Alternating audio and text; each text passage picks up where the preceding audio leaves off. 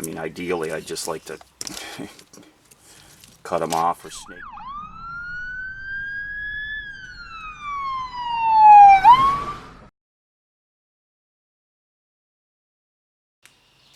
Hi friends, I started with the wiring. It had a center console between the two front seats. It was it was originally put in when they built the ambulance. I didn't like it. It was wood. It was unneeded. It just held some switches and the siren radio type thing. So I removed that. I've actually put it on eBay. It's probably going to fetch about $100, $125 from the history of the other ones that I've seen. So I went and got a blade for the Sawzall, and I chopped this wooden console up and removed it. And so now I'm just figuring out all the wiring. Oh, sorry for the bad lighting there, but you can see there's the rig. You see that light bar? That's coming off. That shouldn't be there. Again, it wasn't decommissioned correctly by the last municipality that owned it. So, the siren, the light bar I'm going to sell. It has down at the lower grill, the bumper there. I don't know if you can see it. Let me see if I can. So right down there, there's these horn siren type things. It looks like there's two pointing this way, and then there's two more up behind there. I'm going to see if I can just remove those and get rid of them, sell them, save weight. They're disconnected, so I don't need them. So I'm really in the infant stages on this thing of familiarizing myself with the wiring, and I've actually got it for the most part figured out. There are some switches that I want to keep because they control like the outside floodlights.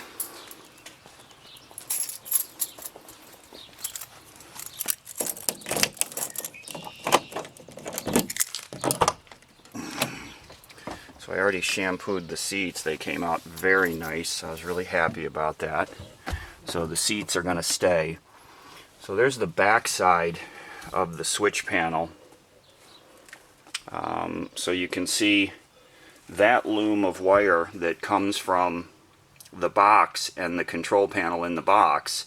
That loom is the only loom that's actually being used right now. The rest of these wires here were for some gauges, like some amperage meter, voltmeter gauges, and an hour meter, and then a lot of communication wiring. So, like this, there were obviously there were a few radios that were no longer mounted in the console. So I've determined that none of these wires are needed. So I'm going to, ideally I'd just like to cut them off or snake them back down underneath, but there are some of them that still have power to them.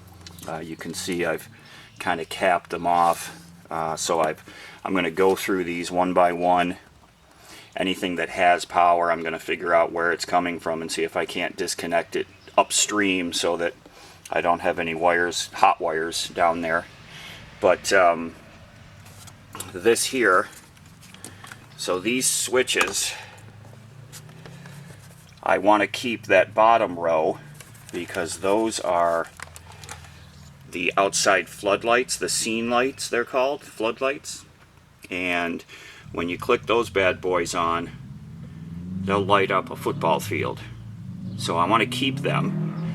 But as you can see, because the wire loom comes from the back of in the rig, I don't really need the switches to be up here, so I could relocate them to the back and get rid of this wire loom entirely. And I think that's what I'm leaning towards. So I have only one question about all this wiring. You can see that this one comes out of the dash area all by itself. Very strange, almost like it was an afterthought. 2 of the 3 wires I've already disconnected. I figured out what they went to. They were gauge related, so I got rid of them. But this third one, that's the one I have a question about. Now, I gotta tell you, the Marquee Ambulance Company, I have a lot of respect for them, because every wire, excuse me while I get this organized, every wire has printed on it what it's for. So this wire is clearance, and where it connects into the control box in the back of the rig, in the box, it's marked clearance also. And I'm just not sure what that's for. And again, it goes through this single wire that tucks up under the dash here. And so I've got to figure this one out. So that's what I'm doing right now. Figure out what that clearance wire is, because it's the only one I really have a question on. All the rest of these, I'm good. I know what I did need, I know what I don't need. I want to keep the functionality. Obviously I don't need sequence, front light bar, secondary. I don't need that top row of switches, but I do need this bottom row, and it's too bad that they're actually on a board like this. I was hoping they were just standalone switches, because then I could just mount them anywhere. But what I think, if I am smart, I think that these smaller gauge wires here that power, or I should say that feed this board, I believe that those are the switches, or the wires for these individual switches. So I've got 5 switches. This one here is a master that basically enables these here. So I've got 1, 2, 3, 4, 5, 6, 7, 8 wires. 8 wires for 4 switches. So what I'd like to do is not have to use this board, because it limits me.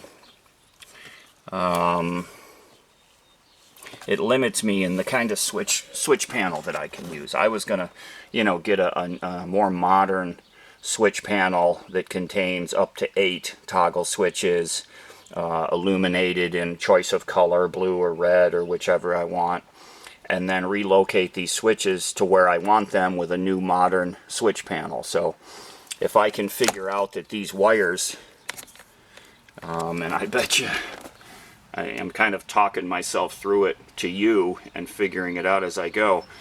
I believe these wires, what I'm going to find is that by accessing these individual wires with power, I'll be able to switch the floodlights on and off. So I can probably just use this loom here and locate it with some new toggle switches and be good to go. Now there's a couple of things that I'm not real sure on. I've got this here just kind of hanging. Now mind you, all of this wiring was stuffed down inside of this wooden console that I've removed.